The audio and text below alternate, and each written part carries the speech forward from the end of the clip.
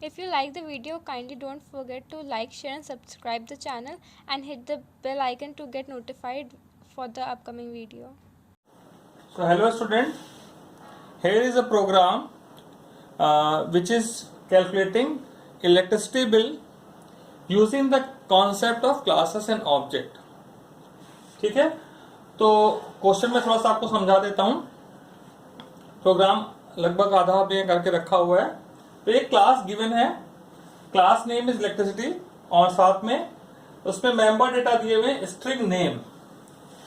String name is to store the name of the customer. Then CAP is for the connection capacity. Unit is to store the amount of units consumed by the customer, कितना unit उसने खर्च किया है, और bill में कितना उसका total bill calculate होके आने वाला है. इसके बाद यहाँ पे एक कंस्ट्रक्टर पैरामीटराइज बनाया गया है. ये कंस्ट्रक्टर क्या कर रहा है, पैरामीटर में नेम, कनेक्शन कैपेसिटी और यूनिट्स को ले रहा है पैरामीटर में, और इन मेंबर डेटा को इनिशियलाइज कर रहा है. बिल को क्यों नहीं लिया है, क्योंकि हम बिल को कैलकुलेट करना चाहते हैं. ठीक है, वो पता नहीं है कितना है, वो निकालेंगे. तो ये बिल कैलकुलेट करने के लिए क्वेश्चन में ये दिया हुआ है कि रेंटल क्या होगा. यहां मैंने साइड पे लिखा हुआ है कि रेंटल निकालने का एक फंक्शन है जो रिटर्न कर रहा है रेंटल फॉर द मंथ, जो डिपेंड करता है कनेक्शन कैपेसिटी पे. अगर 1 किलोवाट का कनेक्शन तो ₹150, 2 किलोवाट का 300, 3 किलोवाट का 500, और अगर उससे ज्यादा है तो ₹1000 रेंटल होगा. तो हमने यहाँ पे सिंपल सा एक इफ एल्स लगाया, क्योंकि इस रेंटल के लिए कोई मेंबर डेटा नहीं है. तो यहाँ पे रेंटल अगर हम किसी वेरिएबल में स्टोर कर लेते हैं तो उसको हम कैलकुलेट फंक्शन में यूज नहीं कर पाएंगे. ठीक है, कैलकुलेट फंक्शन में यूज करने के लिए हमें ये वैल्यूज यहां चाहिए. तो ये जो वैल्यू निकल रही है 150, 300, वो वेरिएबल में ना स्टोर करके हमने उसको रिटर्न कराना. ठीक समझा? ठीक है, हम स्टोर कर सकते थे अगर कोई मेंबर डेटा दिया होता उसमें स्टोर कर सकते थे. तो फिलहाल कनेक्शन कैपेसिटी की वैल्यू अगर 1 है, इफ एल्स से चेक होगा. अगर ये ट्रू हो जाती है तो रिटर्न कर देगा ₹150. तो यहां जब भी फंक्शन कॉल करेंगे तो 150 आ जाएगा. अगर कनेक्शन कैपेसिटी 1 नहीं है, it will go to else. Else के पास गया, वहां हमने चेक किया क्या कनेक्शन कैपेसिटी 2 है, 2 होने पे 300. और अगर ये फॉल्स है तो कनेक्शन कैपेसिटी को 3 से चेक किया है. अगर कनेक्शन कैपेसिटी 3 है तो 500, और अगर ये सारे फॉल्स हैं तो final else statement will be followed which will return ₹1000. ठीक है, तो ये फंक्शन बना लिया. अब आता है कैलकुलेट फंक्शन में. यहां दिया था कि क्या स्कोप है, कैसे कैलकुलेट करना है. तो पहला दिया है कि रुपीज फॉर फर्स्ट 100 यूनिट्स. जो पहले 100 यूनिट यूज करेगा वो 0 से 100 के लिए वहां पे ₹3 लगने हैं, और 100 के बाद नेक्स्ट 200 तक जो भी यूनिट यूज करता है तो हम 300 पे पहुंच जाएंगे, वहां पे ₹5 है, और 300 से अबव जाने पे ₹7 का रेट अप्लाई होगा. ठीक है, और साथ में ये रेट्स के बाद रेंटल उसमें जोड़ देना है, वो क्वेश्चन में दिया रहेगा. तो अगर कंडीशन लगा यूनिट्स किसी के 100 से बिलो है तो जितने भी यूनिट यूज किए हैं उसका आप ₹3 से मल्टीप्लाई कर देंगे. यूनिट इंटू 3 कर दिया गया. ठीक है, और अगर किसी ने 100 यूनिट से अबव यूज किया तो कंडीशन ये फॉल्स हो जाएगी, यहां पहुंचेगा, और 100 से 300 के बीच में कभी अगर यूज किया है तो ये कंडीशन सेटिस्फाई हो गई. तो उस केस में सपोज करें अगर किसी ने 250 यूनिट यूज किया, ठीक है, तो उसको 100 यूनिट्स का ये रेट लगाना है और बाकी रिमेनिंग यूनिट में ₹5 लगाना है. तो हमने 100 यूनिट्स का ₹3 के हिसाब से लगा दिया. बाकी कितने बचे, 100 यूनिट्स का लग गया तो 250 में से 100 माइनस हो जाएंगे. तो यह लिखा है यूनिट माइनस 100, रेट इज 5. तो 5 से मल्टीप्लाई कर दिया. और अगर किसी ने उससे भी ज्यादा यूज किया, 300 से ज्यादा यूज किया है, तो क्या होगा. मान लीजिए somebody यूज 400 यूनिट्स, तो उसके 3 पार्ट हो जाएंगे. पहले 100 यूनिट का ₹100, 100 यूनिट्स का ₹3 के हिसाब से मल्टीप्लाई कर दिया, 3 इंटू 100 हो गया. फिर नेक्स्ट जो बचा ये पार्ट 200 यूनिट्स का है जिसपे ₹5 का रेट लगा है, तो 5 इंटू 200, और बाकी बचे यूनिट कितने हुए, 300 यूनिट का हम रेट लगा चुके हैं, तो यूनिट माइनस 300 हुए. तो बाकी रिमेनिंग यूनिट माइनस 300 पे ₹7 के रेट से आपने मल्टीप्लाई कर दिया, तो आपका आ गया बिल. और इस बिल के सिवा रेंटल इज ऑल्सो देयर, तो हमने लिखा bill equal to bill plus rental, ये फंक्शन जो वैल्यू रिटर्न कर रहा है वो अमाउंट बिल में ऐड हो जाएगा। तो इस तरह से यहां से वैल्यू स्टोर हो गई है, रेंटल कैलकुलेट फंक्शन से कैलकुलेट हो गई। अब हमें इसको डिस्प्ले करके आगे चलना है, तो डिस्प्ले कर लेते हैं और फिर मेन बना के ऑब्जेक्ट बना के उसको देखेंगे। तो हमारे पास जगह नहीं है आगे, और तो हम इस पार्ट को रब कर दे रहे हैं। ठीक है, इसके आगे क्या होना है, अगला फंक्शन है वॉइड डिस्प्ले।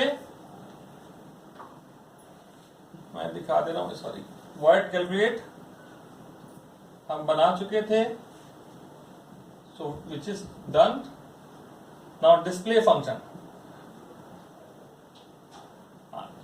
यहां डिस्प्ले कर दे रहे मैसेज के साथ। ठीक है, सो पीएलएम का मैसेज दिया, हेडिंग दे लीजिए नेम इक्वल टू नेम। अच्छा, कुछ बच्चे ऐसा होता है कि गलती से क्या कर देते हैं, यहां पे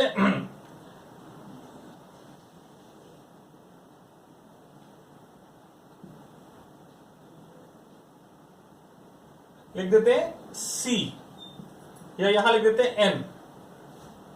तो अगर आप ऐसा करेंगे तो क्या प्रॉब्लम आएगी, जब आप कंपाइल करेंगे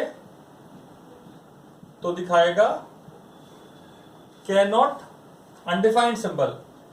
अनडिफाइंड सिंबल का मतलब क्या है कि वो इन सिंबल्स को आइडेंटिफाई नहीं कर पा रहा है, और बच्चे को वो एरर समझ में इसलिए नहीं आती है क्योंकि उसने यहां पे ये लिखा है।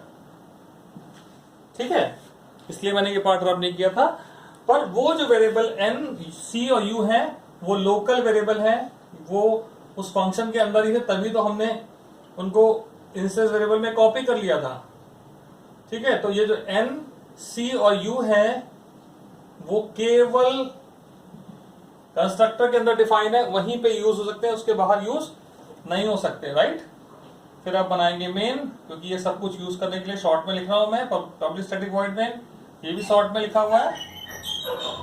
इलेक्ट्रिसिटी क्लास का ऑब्जेक्ट बनाया, जब आप इलेक्ट्रिसिटी क्लास का ऑब्जेक्ट बनाएंगे तब ये सब कुछ मेमोरी में आएगा। अब इलेक्ट्रिसिटी क्लास का ऑब्जेक्ट जो है वो 3 पैरामीटर ले रहा है, तो आप यहां पे 3 वैल्यू पास करेंगे। पहली आपकी कनेक्शन नेम है कस्टमर का, दूसरा कनेक्शन कैपेसिटी है, और तीसरा आपका यूनिट्स है। कुछ भी आप जो भी चाहें वो ले सकते हैं। इसके बाद आपको इनपुट हो गया, स्टोर हो गया, कैलकुलेट करेंगे, कैलकुलेशन परफॉर्म करेंगे, और उसके बाद आपका ये वैल्यूज आ जाएंगी, सब कैलकुलेट हो जाएगा, फिर फाइनली आप डिस्प्ले कर देंगे। ठीक है, this is the ending curly bracket of main, फिर आपका ये क्लास का एंडिंग कर्ली ब्रैकेट हो गया। ठीक है, एंड ऑफ द क्लास। इस तरह से इलेक्ट्रिसिटी क्लास आपका एक बिल कैलकुलेट करके दे रही है। ठीक है, अगला क्वेश्चन हम लोग करेंगे टैक्स कैलकुलेशन के बारे में।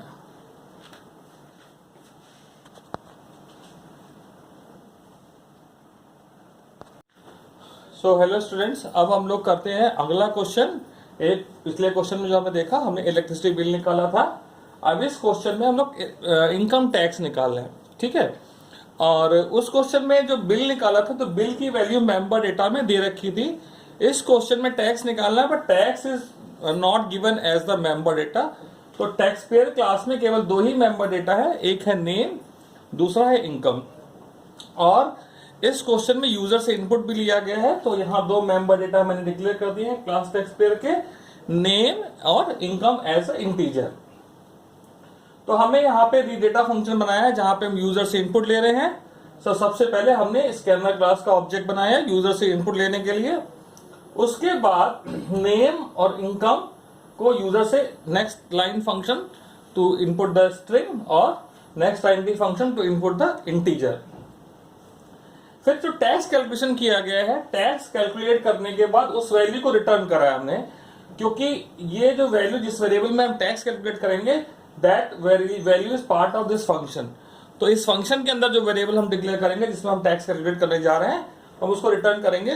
तो टैक्स स्लैब जो है क्वेश्चन के अकॉर्डिंग है कि अगर 2,50,000 तक किसी के ऊपर इनकम है तो उसको कोई भी टैक्स नहीं देना है, ठीक है। और किसी की इनकम 2.5 लाख से 5 लाख के बीच में है तो 10% of the tax is payable on the income, वो इनकम के उस हिस्से पे टैक्स पेएबल है जो कि 2 लाख 5 लाख से बियॉन्ड जा रहा है, उससे अधिक वाले हिस्से पे।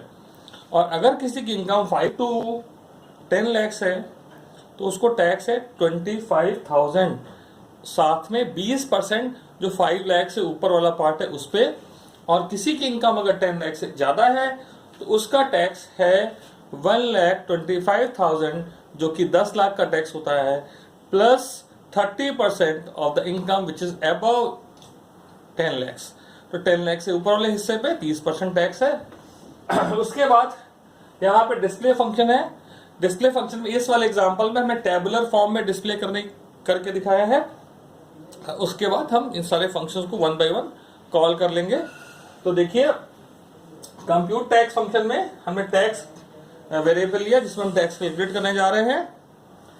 इनकम अगर 2,50,000 से कम है तो टैक्स की वैल्यू हो जाती है 0। अगर किसी की इनकम 2,50,000 से ज्यादा है तो ये कंडीशन हो जाएगी फॉल्स। तो एल्स में पहुंचेंगे, एल्स में कंडीशन लगाई लेस देन 5 लाख। तो ऑटोमेटिकली दिस कंडीशन, इस कंडीशन में 2,50,000 से लेकर 5 लाख वाले स्लैब वाले पे ही ये कंडीशन सेटिस्फाई होगी। तो यहां सिंपल के 10% ऑफ, तो 10% इंटू इनकम जो 2,50,000 से ज्यादा है उस हिस्से पे लगना है। तो इनकम में से 2,50,000 को माइनस कर दिया तो वो हिस्सा निकल आएगा जिसपे टैक्स निकलना है। अब अगर किसी केस में किसी की इनकम 7 लाख से लेट से, तो ये कंडीशन फॉल्स हो जाएगी, ये कंडीशन फॉल्स हो जाएगी। तो वो यहां पहुंचेगा, यहां पे चेक किया गया है अगर इनकम 10 लाख से कम है, 10 लाख से कम है तो 7 lakh is less than 10 lakh, फिर कंडीशन सेटिस्फाई हो गई। तो ये कंडीशन सेटिस्फाई होने पे जो क्वेश्चन में दिया गया उसके according 25,000 plus 20% of income above 5 lakh. तो इनकम में से 5 लाख माइनस कर दीजिए तो आपको मिल जाएगा कौन सा हिस्सा 5 लाख से ज्यादा है। तो 7 लाख माइनस 5 लाख, 2 लाख का 20% कैलकुलेट होके तो 25,000 में ऐड हो जाएगा। और किसी की इनकम अगर 13 लाख से लेट से, तो ये सारी कंडीशन फॉल्स हो जाएंगी। ये सारी कंडीशन फॉल्स होने पे कंट्रोल पहुंचेगा यहाँ पे, और यहाँ पे हमने कैलकुलेट किया है कि 10 लाख से ऊपर में कैसे होना चाहिए।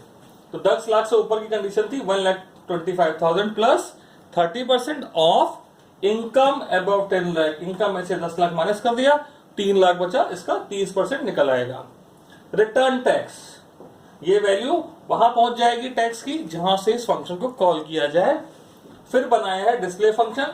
डिस्प्ले फंक्शन नेम, इनकम और टैक्स तीनों वैल्यूज को डबल कोट्स में है, बीच में टैब दिया हुआ है, एक लाइन में ये सारी हेडिंग डिस्प्ले हो जाएंगी।